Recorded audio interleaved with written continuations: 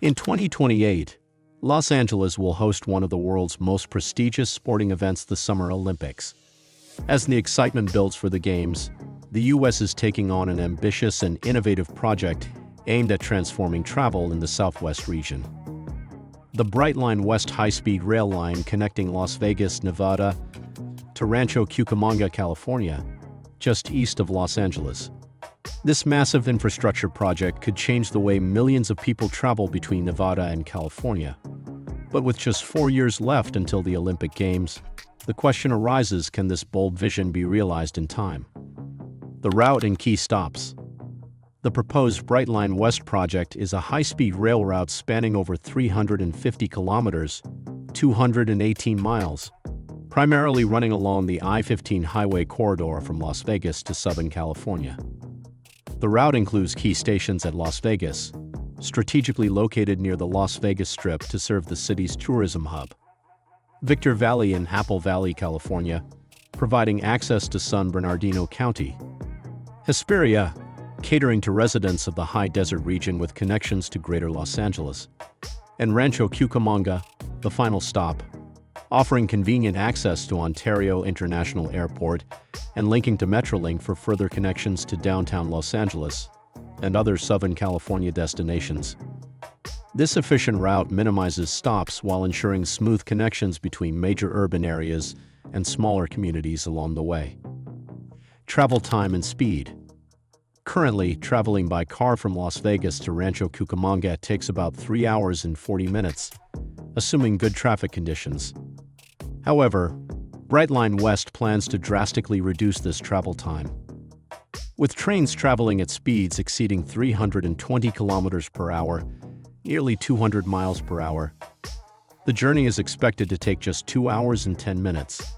If completed, this rail line would become the first true high-speed passenger rail system in the United States, setting a major precedent for future rail infrastructure projects. The history and evolution of the Brightline West project. The idea of a high-speed rail between Las Vegas and California dates back to the 1990s, when Nevada and California officials proposed a maglev train line. However, lack of federal funding and environmental hurdles stalled the project. In 2005, Desert Express was formed to create a rail line between Las Vegas and Southern California, later rebranded as Express West. Despite efforts, it struggled with funding and approval, failing to secure federal support and complete environmental studies. In 2018, Brightline, known for its Florida operations, acquired Express West, marking the birth of Brightline West. The project was re-envisioned as a non-maglev, non-stop rail route between Las Vegas and Victor Valley, California. Transforming travel with green technology. Brightline West aims to transform travel with its focus on sustainability. The fully electric trains will be powered by a clean energy overhead catenary system, offering an environmental advantage over cars and airplanes. The electricity will come from large solar farms in the Nevada desert, minimizing the project's carbon footprint. Brightline West could reduce the 50 million car trips annually between Las Vegas and Southern California, cutting traffic by over 700 million vehicle miles each year and reducing carbon emissions by up to 400,000 metric tons. Additionally, the rail line will provide affordable, efficient travel options for residents in surrounding areas, helping reduce economic disparity and offering better access to employment centers and metropolitan areas. The interior experience. What passengers can expect. In terms of passenger comfort, Brightline West plans to offer a premium experience for all travelers.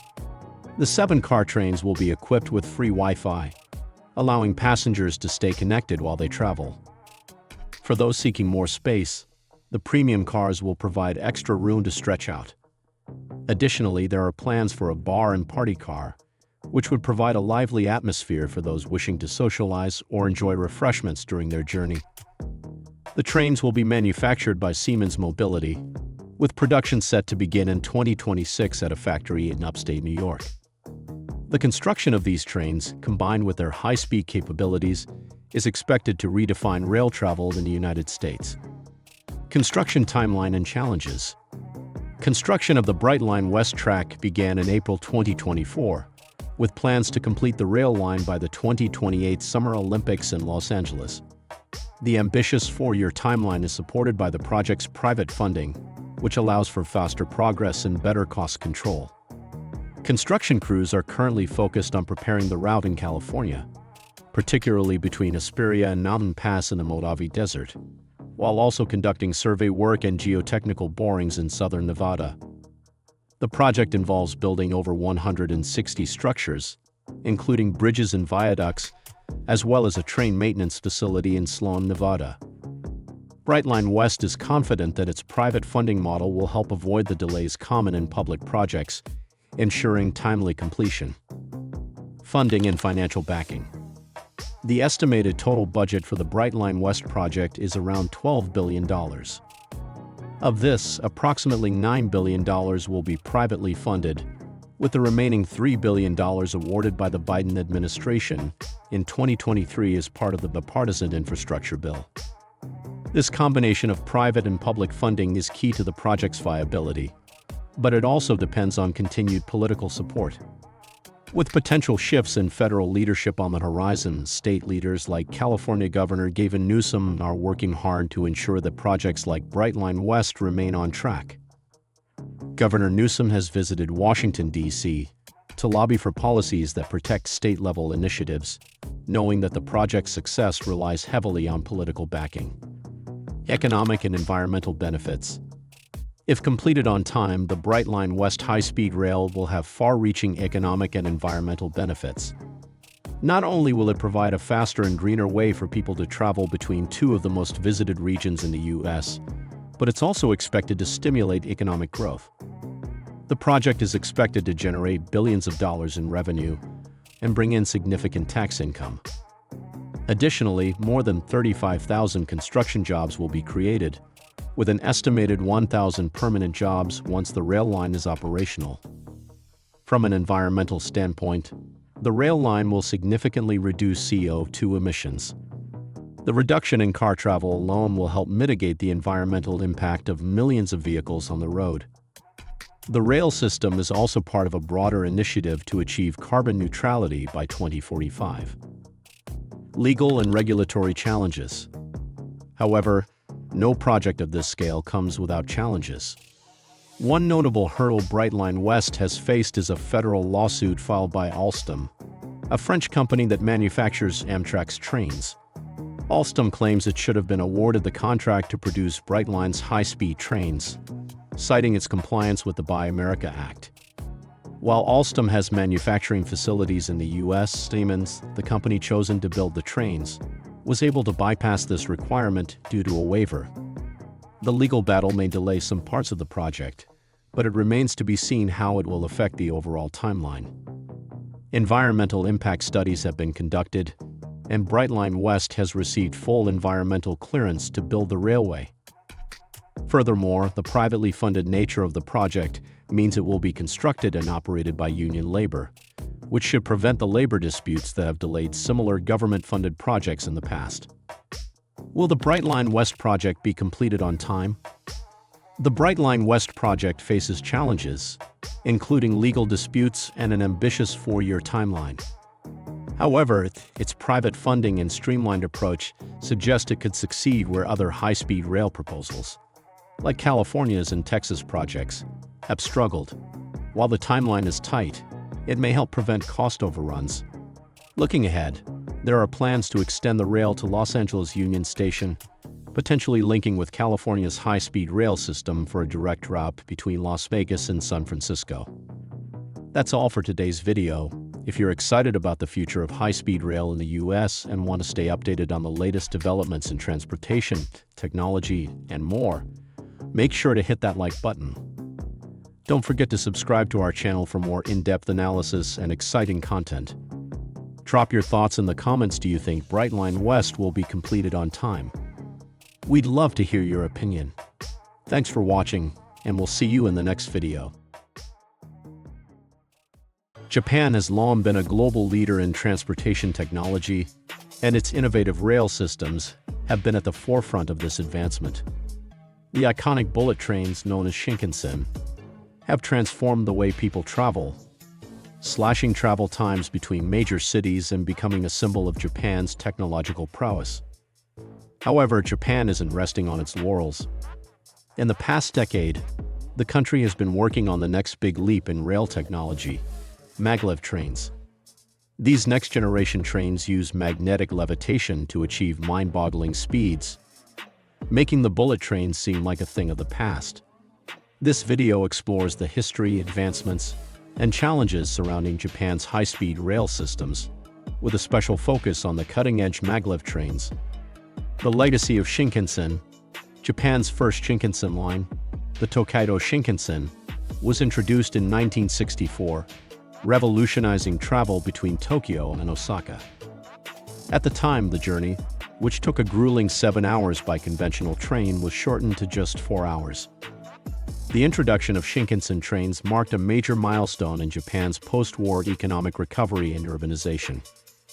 By slashing travel times, the trains facilitated the exchange of goods, services, and labor across the country, helping Japan recover from the devastation of World War II. The Shinkansen quickly became a global symbol of technological advancement, setting new standards for speed, efficiency, and safety. As the years went by, Japan's high-speed rail network expanded, with the introduction of faster trains and more routes, covering over 2,900 kilometers across the country. By the 1980s, the trains could reach speeds of up to 260 kilometers per hour, and by the 1990s, they reached speeds of 320 kilometers/h. Today, Japan's Shinkansen network remains one of the most efficient and reliable rail systems in the world. The technology that powered the Shinkansen was ahead of its time. The trains were designed with aerodynamics in mind, featuring sleek, streamlined bodies that minimized air resistance. Unlike traditional trains, which are powered by a single locomotive, the Shinkansen uses multiple electric motors, allowing for a smooth and efficient ride. The tracks were also specially designed for high-speed travel, with minimal curves and gradients to ensure that the trains could maintain their speed without frequent deceleration. As a result, the Shinkansen became a crucial part of Japan's infrastructure, facilitating the movement of workers, tourists, and goods. The success of the Shinkansen also inspired other countries to develop their own high-speed rail systems, with Europe and China following Japan's lead. The rise of maglev technology.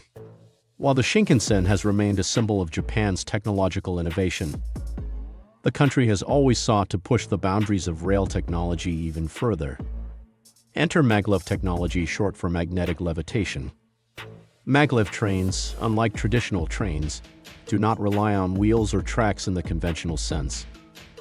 Instead, they use powerful magnets to levitate above the tracks, reducing friction and enabling much higher speeds. The concept of maglev trains dates back to the 1960s, but it was Japan that took the lead in modernizing this technology in the 1980s. The Central Japan Railway Company began developing maglev trains using superconducting magnets, which allow the trains to levitate higher above the tracks, further reducing friction and enabling higher speeds. This new technology was a game-changer in the world of high-speed rail. Maglev trains work by utilizing two fundamental principles of magnetism. Like poles repel each other, while opposite poles attract. By carefully controlling the polarity of the magnets, maglev trains are able to levitate above the tracks and move forward at incredible speeds. The trains can reach speeds of up to 500 kilometers/h under normal conditions. And during test runs, maglev trains have achieved world record speeds of over 600 kilometers per hour. Unlike the traditional Shinkansen, maglev trains do not rely on wheels, which means there is no friction to slow them down. This allows maglev trains to achieve much higher speeds and maintain them over longer distances. Furthermore, because maglev trains do not make physical contact with the track, they experience less wear and tear, leading to lower maintenance costs and longer lifespans. Another key advantage of maglev trains is their ability to operate in nearly all weather conditions. Traditional trains can be affected by snow, rain, and other adverse weather conditions, but maglev trains are immune to these problems because they do not rely on friction. Additionally, maglev trains are fully autonomous, controlled by the track rather than a driver, making accidents and collisions highly unlikely.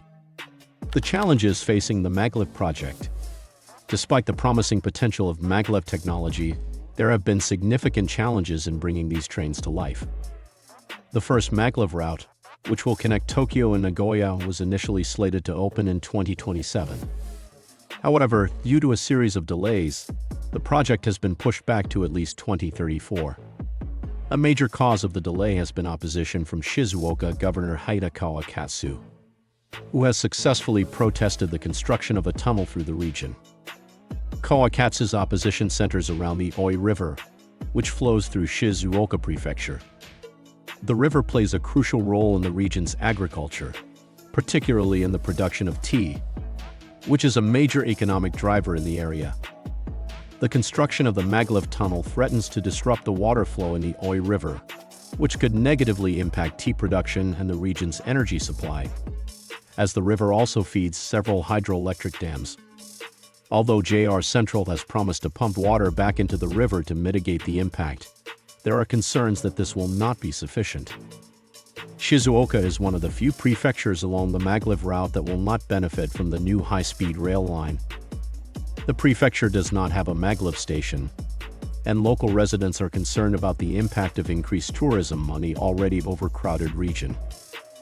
The controversy surrounding the Oi River and the lack of benefits for Shizuoka have led to political tensions and public outcry, eventually resulting in Governor Kawakatsu's resignation in 2024.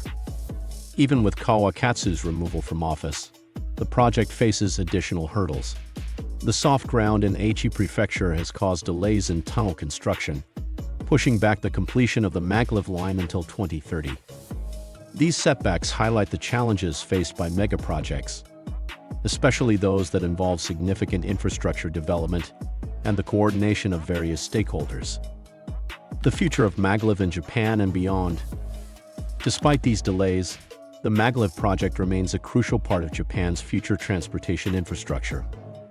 Once completed, the maglev line will reduce travel time between Tokyo and Nagoya to just 40 minutes, which is faster than flying between the two cities. This will be a game-changer for the Japanese economy, as it will enable faster and more efficient movement of people and goods. The maglev project also has global implications. Japan is already a leader in high-speed rail technology, and the success of the maglev trains could set the stage for other countries to adopt similar technology. China, for example, has already announced plans to build its own maglev line in Hunan Province, which would be the first intercity maglev route in the country.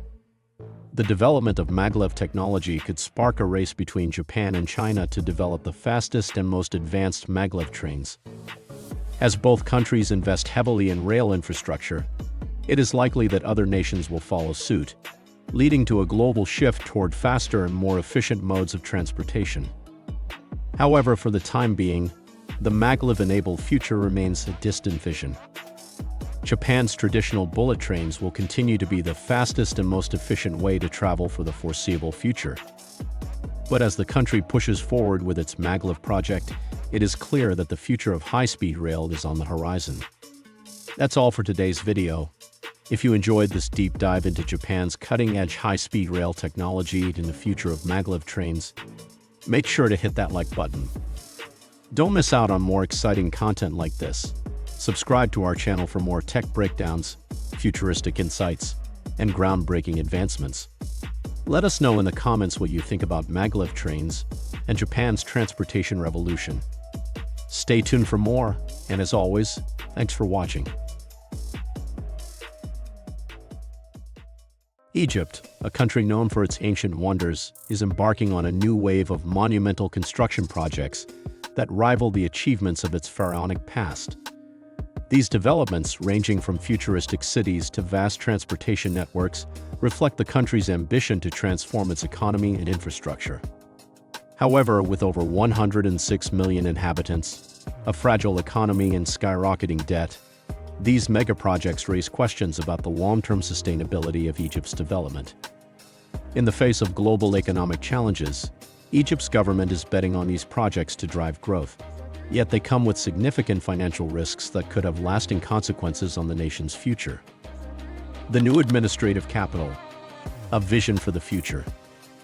The new administrative capital is perhaps the most ambitious project Egypt has undertaken in modern times.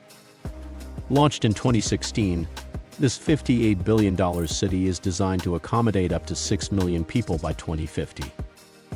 Located 45 kilometers east of Cairo, the new capital is expected to relieve the overcrowding in Cairo, which has grown by more than 20% in the last decade. While the project promises cutting-edge infrastructure, housing, and commercial developments, only a handful of government ministries and officials have moved in, and large parts of the city remain under construction. Critics argue that the project's enormous costs, mostly funded by public money, exacerbate Egypt's economic vulnerabilities. The government's push for this project has led to concerns about the social and environmental consequences, as the costs threaten to plunge the country into deeper debt. However, Egyptian authorities remain confident that the city will become a symbol of modern Egypt and help stimulate foreign investment in the region. The new administrative capital, designed to be 7 times the size of Paris, will house critical government institutions, as well as cultural landmarks. The grand vision for the city includes Africa's tallest skyscraper, which will soar nearly 400 meters, and a new headquarters for Egypt's defense ministry, outmatching the Pentagon in size. Yet, as ambitious as this plan may be, it has not come without its challenges. The high costs have led to debates over whether this is the right priority, especially as Egypt faces growing inflation and a struggling currency. With foreign investments still limited, the state has had to carry the financial burden, which some argue could stretch Egypt's already strained resources too thin. The Grand Egyptian Museum, a cultural behemoth. Another colossal project underway in Egypt is the Grand Egyptian Museum, set to be the world's largest museum dedicated to a single civilization.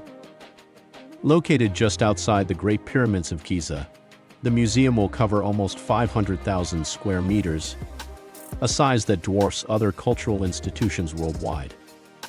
The Grand Egyptian Museum aims to house over 100,000 ancient Egyptian artifacts, including treasures from King Tutankhamun's tomb, many of which have never been displayed together.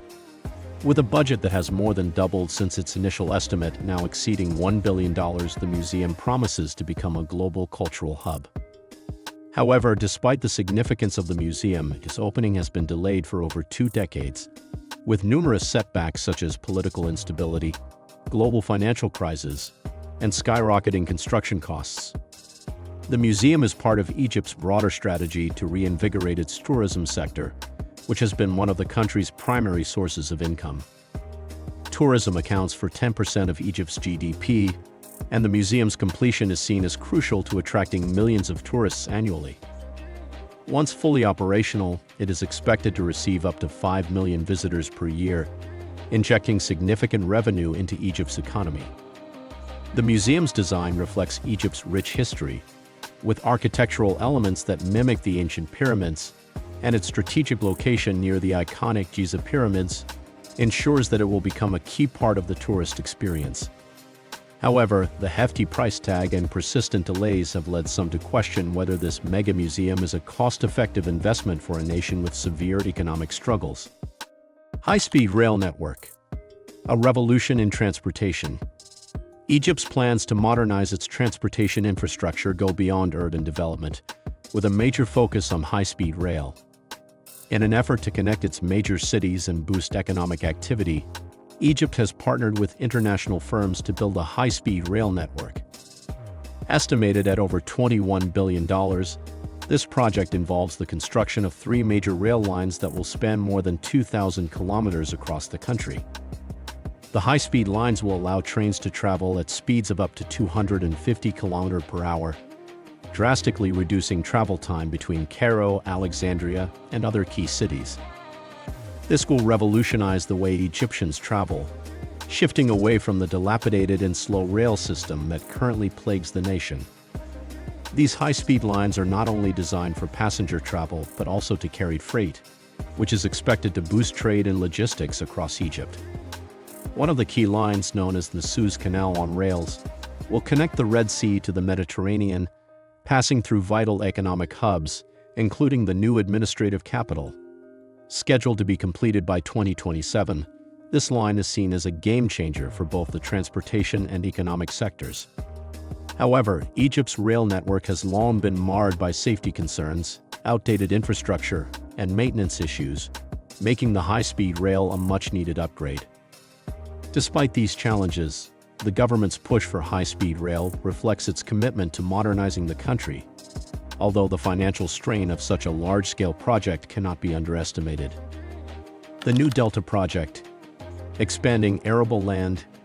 Egypt's agricultural sector is central to its food security and economy, and the New Delta Project is designed to address long-standing challenges in this area.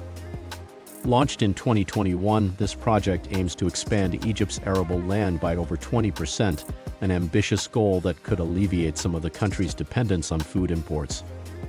The project focuses on constructing a 114-kilometer artificial river to redirect agricultural wastewater and irrigate more than 9,000 square kilometers of land. This initiative comes at a time when Egypt is struggling to meet the demands of a growing population and rising food prices, exacerbated by global crises like the war in Ukraine. The New Delta Project is also seen as a way to diversify Egypt's agricultural production and reduce its reliance on wheat imports, which make up a significant portion of the country's food supply. The Al Hammam wastewater treatment plant, which is the largest facility of its kind in the world, plays a crucial role in purifying and redirecting wastewater for irrigation. With the potential to treat 7.5 million cubic meters of wastewater per day, this plant is a cornerstone of the New Delta Project. Although the project is expected to yield significant benefits for Egypt's agriculture and economy, the enormous costs estimated at $10 billion raise questions about the sustainability of such an ambitious venture in the current economic climate. Financial consequences of Egypt's megaprojects. While these grand projects are certainly impressive, they come with significant financial risks. Egypt's foreign debt has skyrocketed in recent years, reaching nearly $168 billion, placing immense strain on the country's finances. The devaluation of Egypt's currency and high inflation rates, particularly in foodstuffs, have further exacerbated the economic challenges. The population is already feeling the effects of this economic turmoil, with a significant portion of the population living in poverty or on the brink of poverty. The massive construction projects funded by the state, with little foreign investment, have led some economists to question the sustainability of Egypt's ambitious vision. The government's push for such grandiose developments, while admirable in its long-term goals, has not been without consequences. However, the government remains committed to its construction agenda, believing that the long-term benefits will outweigh the short-term economic challenges. Egypt's strategic plan for the Suez Canal. In addition to the monumental projects already underway, Egypt is planning to further extend the Suez Canal by 10 kilometers. This project follows the successful completion of a 35-kilometer extension in 2015 and aims to boost Egypt's strategic position in global trade. Despite a decrease in maritime traffic due to regional conflicts, the extension is expected to improve Egypt's maritime trade capacity. Egypt's foreign debt and strained finances have led the country to seek loans and financial support from international institutions.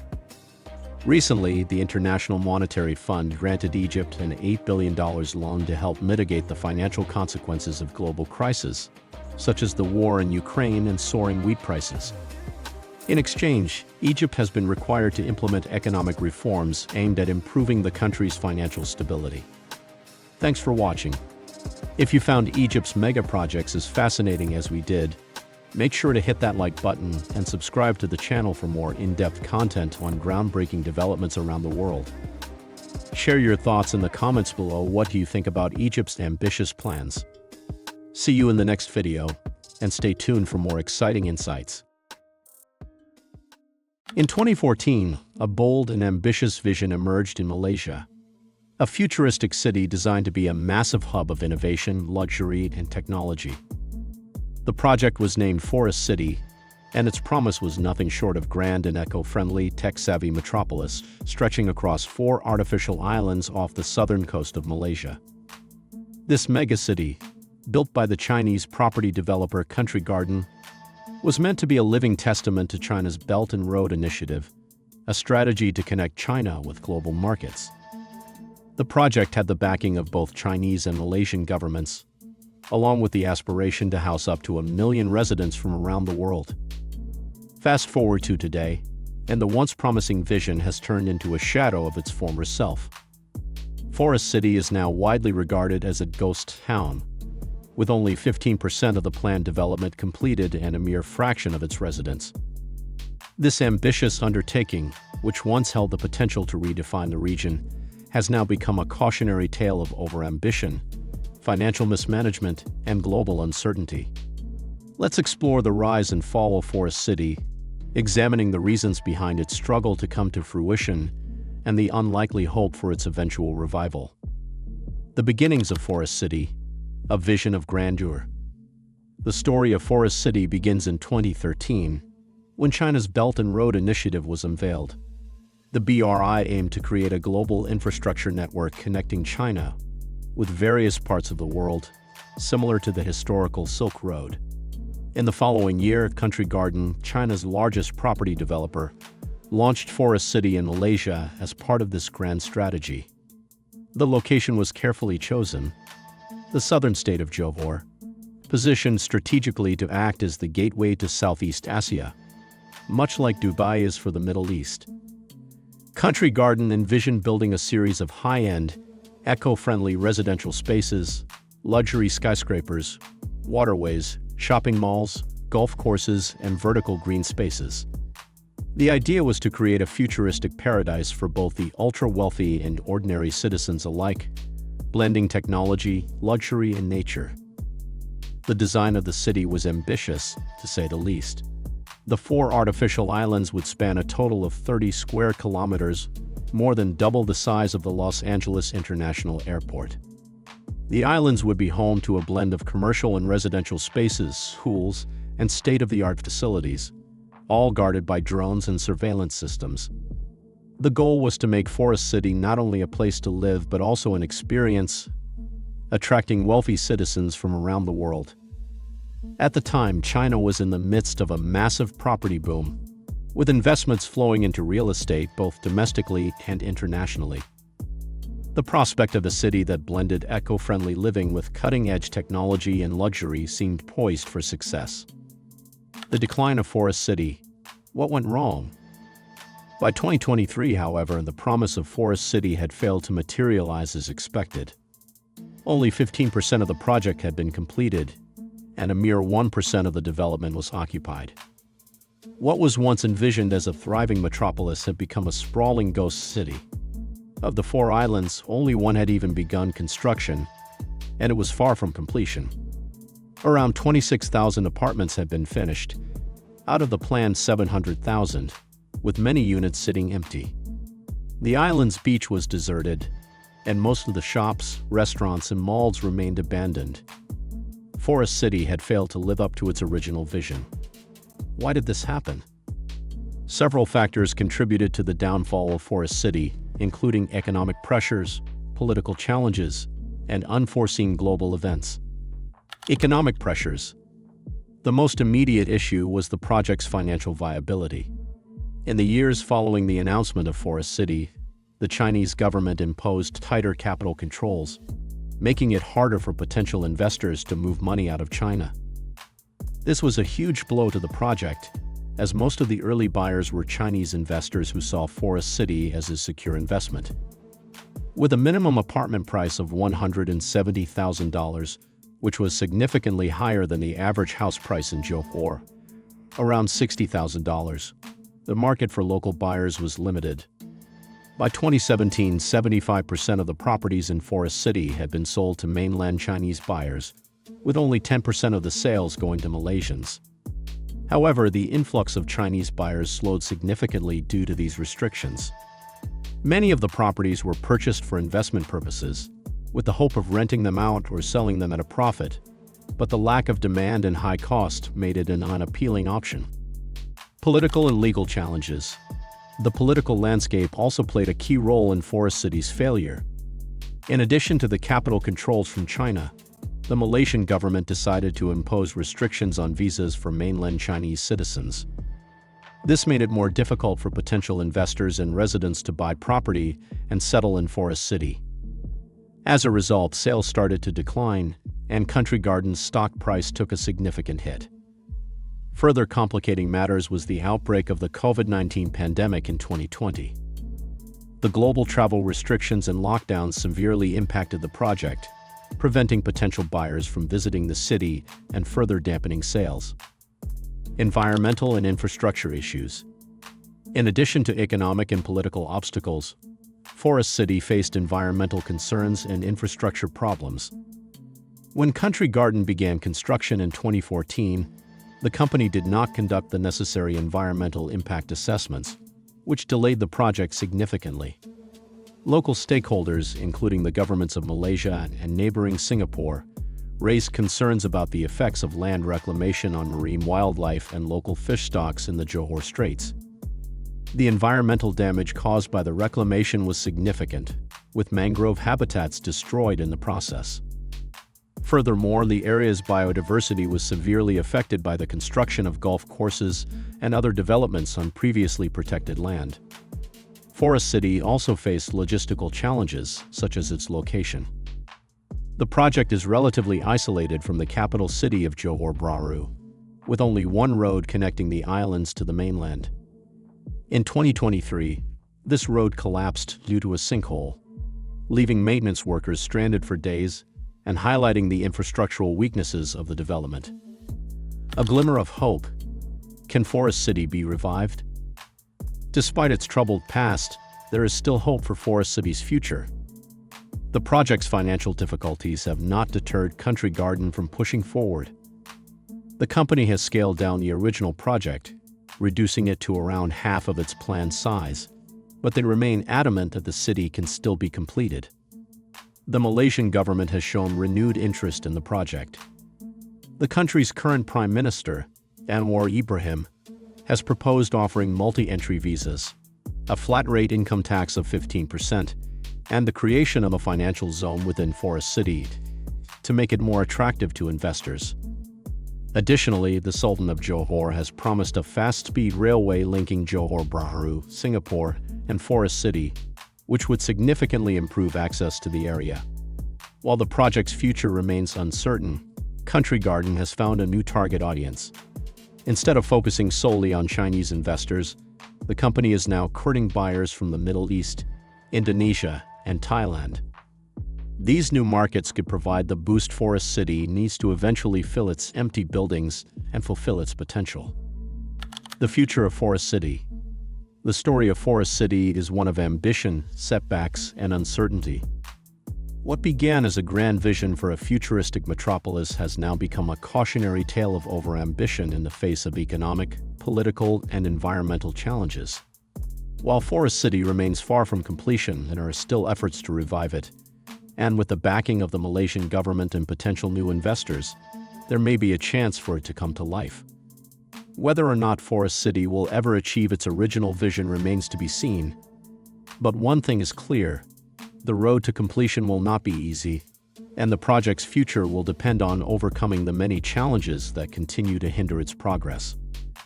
And there you have it, folks, the rise, fall, and uncertain future of Forest City. What started as a bold dream has turned into a ghost town, but could it make a comeback? Only time will tell.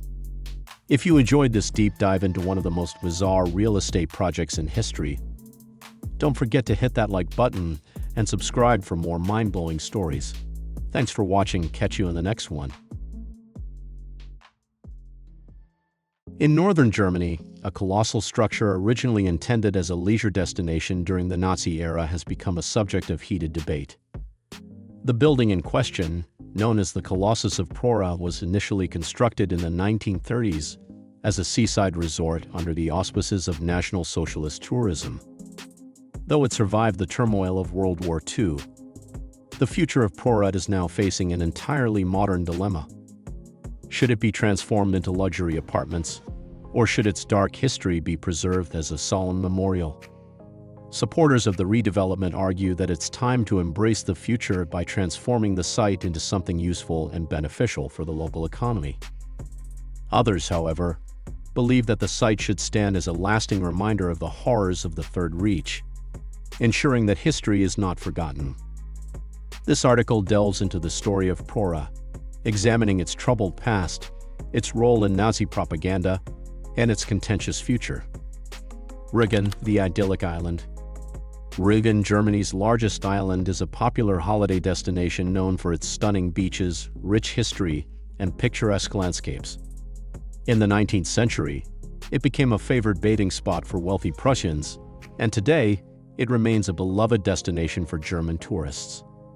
The island's natural beauty, characterized by its clear waters, sandy beaches, and serene atmosphere, makes it a prime location for vacationers seeking both relaxation and historical exploration.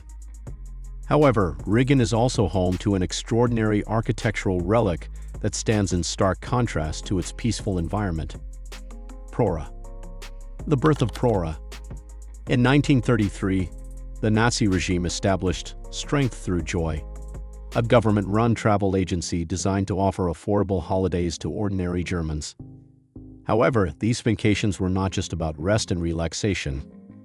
They'd also included a heavy dose of political indoctrination, designed to align citizens with the values of National Socialism. The project's leader, Robert Ley, envisioned a vast holiday complex that would cater to tens of thousands of workers and soldiers, providing them with an escape while simultaneously embedding them further into the regime's ideology. The result was Prora, an enormous complex stretching over 4.5 kilometers along the Baltic Sea coastline. Designed by Clemens Klotz, Prora was intended to house 20,000 vacationers, with each of its 8 blocks containing over 1,200 rooms.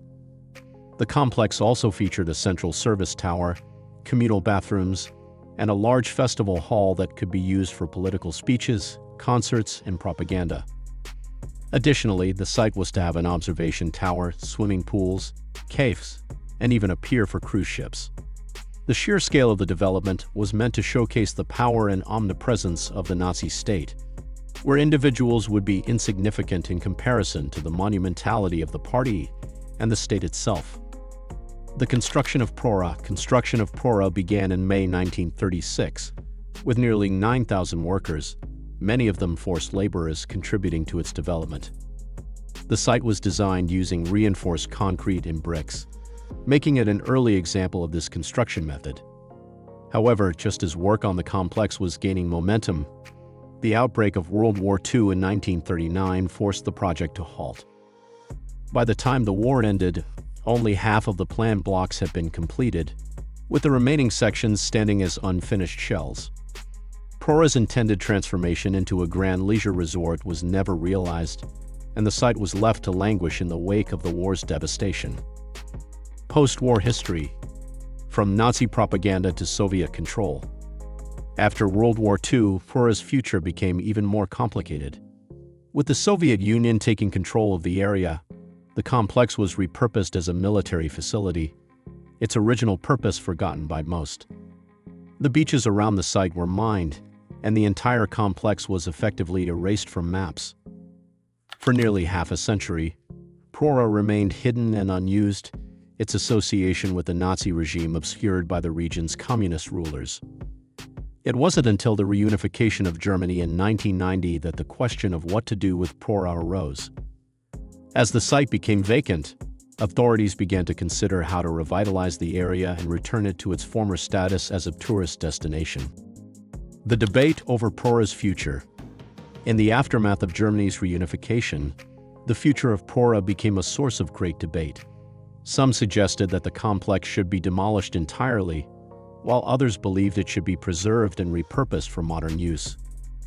Local politician Udo Knapp was outspoken in his belief that Prora should be torn down, referring to it as a Nazi monstrosity that stifled the island's potential. However, demolition proved to be a far more complicated task than anticipated. The Red Army had attempted to destroy the site in 1945. But after only partially demolishing one of the blocks, they abandoned the effort, estimating that it would take half of their annual explosives allocation to finish the job. As a result, Prora was granted protected status in 1994, ensuring its survival and enabling developers to take advantage of tax incentives to breathe new life into the structure.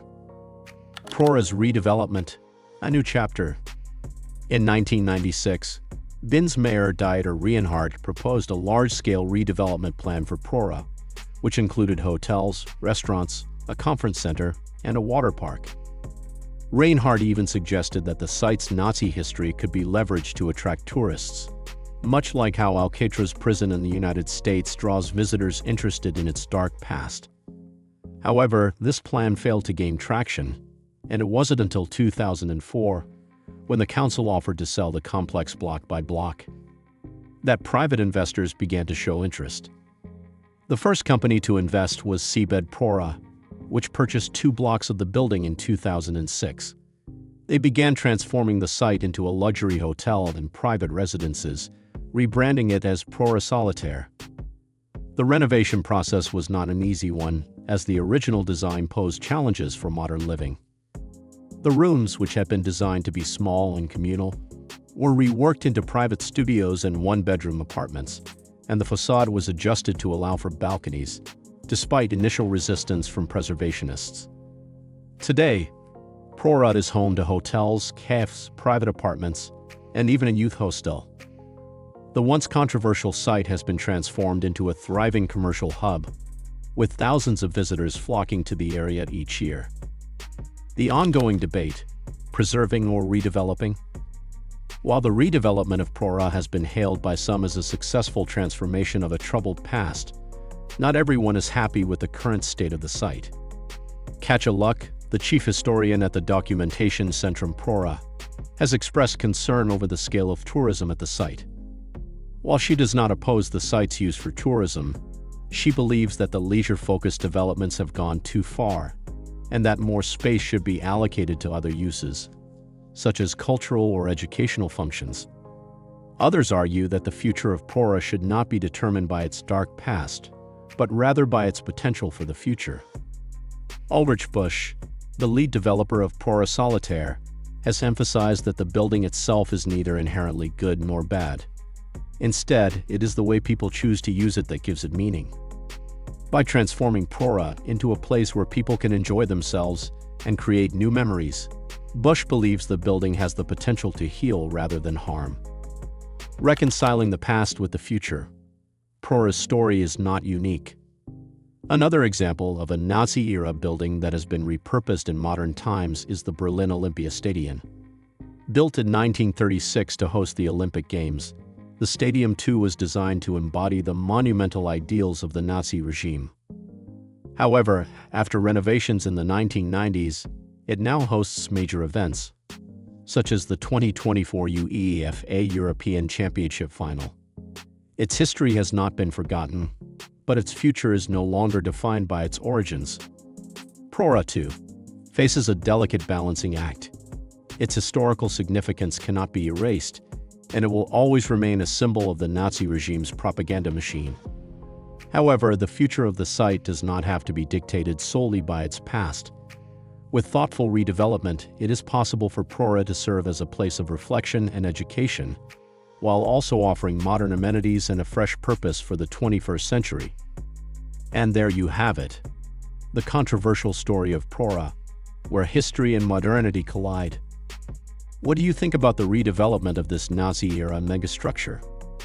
Should it be preserved as a memorial, or is it time to embrace a fresh start for the future? Let us know your thoughts in the comments below. If you enjoyed this deep dive into history, don't forget to like this video, subscribe to the channel, and ring that bell so you never miss an update on the most fascinating stories from around the world. Los Angeles is set to make history for the 3rd time by hosting the Olympic Games in 2028. However, this time the city is aiming to do something no other host city has ever achieved, hosting a profitable Olympics. Given that every Olympic Games since 1960 has gone over budget by an average of 172%, LA's ambitious goal might seem nearly impossible. But with a unique plan in place, it's possible that this could be the Olympics that sets a new precedent. Historically, the Olympics have not been a financially sustainable event for host cities. While the Games are supposed to bring in tourism, boost the economy, and provide long-term benefits, the reality is that most host cities are left with substantial debts and underused infrastructure after the event concludes. Let's explore why this is the case and how Los Angeles plans to defy the odds. A history of financial struggles. Over the years, many cities that have hosted the Olympics have faced financial disasters. Tokyo 2020, for instance, originally budgeted around $7 billion, but by the time the Games concluded, the costs had exceeded $13 billion. This doesn't even account for the revenue losses due to the lack of spectators caused by the COVID-19 pandemic. Similarly, Rio de Janeiro's 2016 Olympics cost an eye-watering $113 billion, and now many of its venues are left abandoned, gathering dust. The Olympic Village, once promised to provide future housing, remains partially deserted. London 2012, often viewed as a success, still went over budget by 76%, while Montreal took 30 years to pay off its debt from hosting the 1976 Olympics. Other cities like Barcelona, Athens, and Beijing also spent billions with questionable long-term returns. These cities hoped the Olympics would bolster their economies but ended up with massive debts and abandoned infrastructure instead. The problem? The Olympic infrastructure trap. The Olympic infrastructure trap. Many host cities build massive new venues and accommodations for athletes, but these structures are only designed to serve a 3-week event.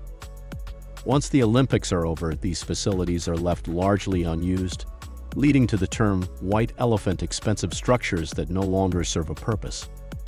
For example, in Rio and Tokyo, entire neighborhoods were constructed from scratch just to accommodate the Games, resulting in enormous costs that went far beyond their intended budgets. This spending, while it may seem like a good idea in the short term, becomes a financial burden long after the Games are over. LA's bold strategy. Los Angeles has come up with a radical plan to avoid falling into the same financial pit as its predecessors. Rather than building new, costly venues, the city will leverage existing infrastructure and venues to host the 2028 Olympics. This could save billions of dollars in construction costs, which are often the primary source of overspending for host cities. The Los Angeles Organizing Committee aims to cover the $6.9 billion operating budget through private sources like sponsorships, broadcast rights, and ticket sales, rather than relying heavily on public funding. This marks a departure from the strategy employed by many previous hosts, where taxpayers shouldered a significant portion of the cost. Existing venues, a key to saving billions. Number 1. The Los Angeles Memorial Coliseum. This historic venue, which has already hosted the Olympics in 1932 and 1984, will once again host the opening and closing ceremonies in 2028. After undergoing a $315 million renovation, it now combines modern facilities with its iconic architecture. This will make the Memorial Coliseum the first stadium to host the Summer Olympics 3 times, solidifying its place in Olympic history. Number 2. SoFi Stadium. Known as the NFL's most expensive stadium, SoFi Stadium in Inglewood cost $5.5 billion to build. However, this state-of-the-art facility will play a major role in LA 2028. With advanced infrastructure for broadcasting, sophisticated crowd management systems, and an indoor-outdoor design, SoFi Stadium is perfectly equipped to host major events and will likely play a prominent role during the Games. Number 3. Crypto.com Arena, formerly Staples Center. In downtown Los Angeles, the Crypto.com Arena will host gymnastics events during the Olympics. This venue is regularly used for Lakers games and concerts, but its infrastructure has already been upgraded to meet Olympic standards, including improved lighting and locker rooms. Number 4. University of California, Los Angeles campus as the Olympic Village. University of California, Los Angeles' campus will serve as the Olympic Village, housing thousands of athletes. With a $136 million renovation to the Ply Pavilion, upgraded training facilities, and Olympic-sized pools. University of California.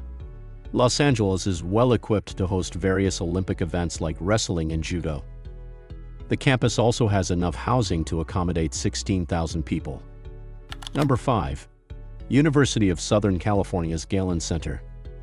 University of Southern California's Galen Center will be transformed into a world-class fencing venue. This adaptable venue is already used for a variety of sports events, including basketball and esports tournaments, making it a suitable location for fencing competitions. Number 6. Santa Monica Beach and other iconic venues. Santa Monica Beach, known worldwide for its picturesque beauty, will host beach volleyball events. The venue will be temporarily set up with stands, similar to how professional events are conducted there regularly. The Rose Bowl, which has previously hosted World Cup finals and Super Bowls, will be used for the Olympic soccer finals, further demonstrating LA's ability to utilize iconic existing venues. Avoiding traffic and improving transportation. One of the most well-known challenges of Los Angeles is its traffic. However, the city is using the 2028 Olympics as an opportunity to overhaul its public transportation system. By investing billions in expanding the metro lines and bus routes, LA hopes to ease traffic congestion and make getting around the city easier for both locals and tourists. The transportation plan includes adding 4,000 buses from neighboring cities, extending metro operating hours to 24/7, and creating dedicated Olympic lanes on major roads. A comprehensive ride-sharing and shuttle system will also be in place to help manage the increased number of commuters. During the Olympics, metro officials plan to handle 2.3 million rides per day, a significant increase from the current 1.2 million daily rides. By creating a well-connected network of transportation options, Los Angeles hopes to avoid the usual traffic jams that plague the city during large events. While the success of this plan remains to be seen, it represents a bold and necessary step in modernizing Los Angeles's transportation infrastructure. Can Los Angeles really achieve a profitable Olympics? While the plan for Los Angeles 2028 is certainly unique and promising, it's not without risks. There is always the possibility that delays in completing transportation projects or unforeseen cost overruns could derail the city's goal of hosting a profitable Olympics. The fact that Los Angeles is relying on private sources of funding rather than public funds means that the city is putting its financial success on the line. However, there are reasons to believe that Los Angeles could pull it off. The city has a track record of successfully hosting the Olympics in 1932 and 1984, the latter of which actually turned a profit.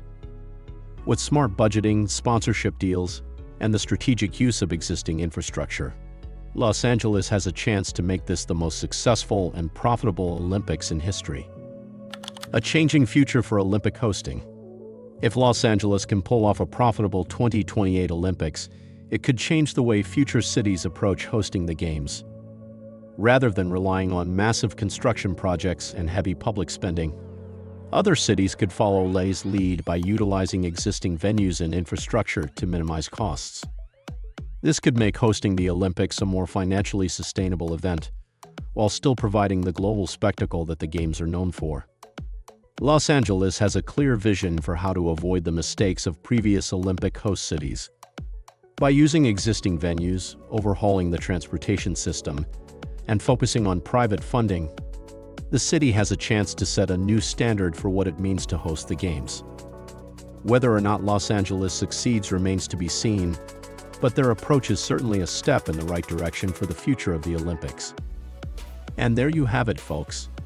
If you want to stay updated on all things Los Angeles 2028 and the wild world of major sporting events, make sure to like this video and subscribe to the channel.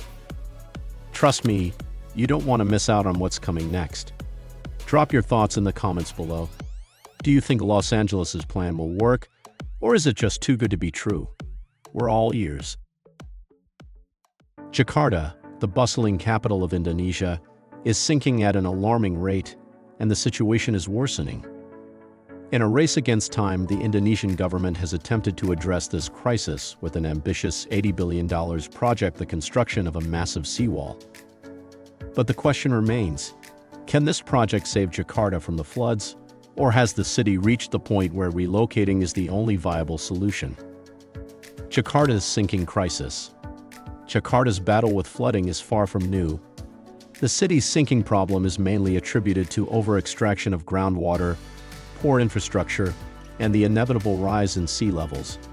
Currently, Jakarta is sinking by 7.5 to 14 centimeters per year, an alarming rate that worsens each passing day. To make matters worse, global sea levels are rising by approximately half a centimeter annually, adding to the flooding risks. According to the Indonesian Ministry of Public Works and Housing, nearly 13% of Jakarta's total land area is already below sea level, and projections suggest that by 2050, 95% of North Jakarta could be submerged. The city's struggle with water supply issues is crucial in understanding why Jakarta is sinking so fast. Around 75% of Jakarta's residents rely on groundwater as their main source of drinking water due to a lack of access to running tap water. This over-extraction of groundwater has led to the subsiding of the land, leaving large portions of the capital at risk of sinking into the sea. With nearly 10 million people living in Jakarta, many areas are seeing the ground sink as much as 25 centimeters annually in some parts. Jakarta is one of the fastest sinking cities in the world. To address this, the government has implemented temporary solutions such as relocating tens of thousands of residents during peak rainy seasons. But as the city continues to sink, the prospect of long-term sustainability has become uncertain.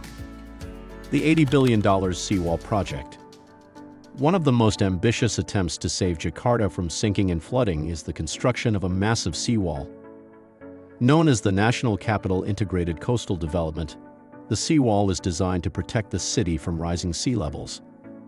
The project's main component, the giant seawall, was originally envisioned to stretch for 32 kilometers along the coast, separating Jakarta from the ocean and providing protection against floods. The idea behind this giant seawall is to shield the city from the rising sea levels while controlling the influx of water from the sea. The project also includes the development of a series of lagoons that will collect and store water from Jakarta's 13 rivers. The seawall was part of a larger plan that aimed to tackle Jakarta's water management issues by creating large lagoons inside the seawall to store water from the city's rivers.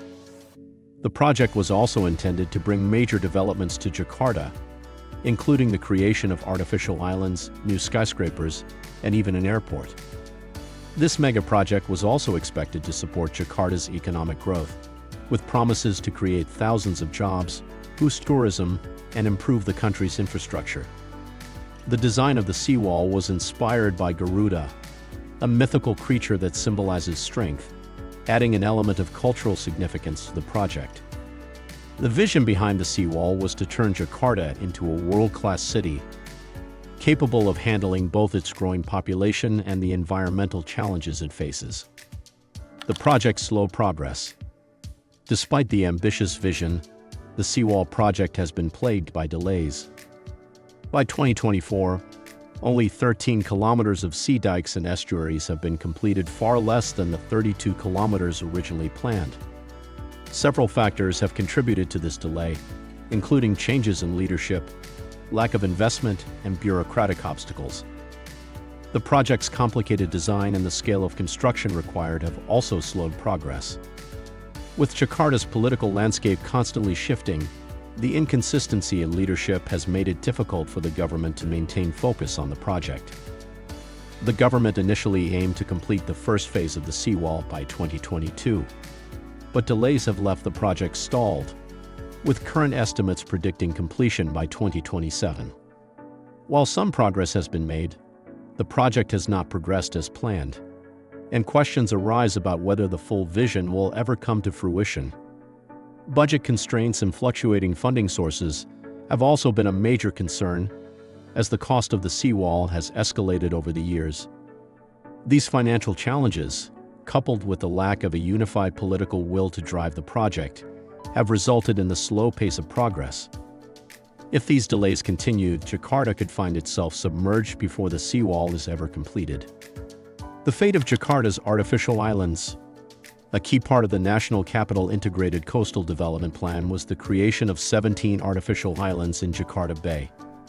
These islands were designed to offer space for new developments and support the overall goal of protecting Jakarta from rising sea levels.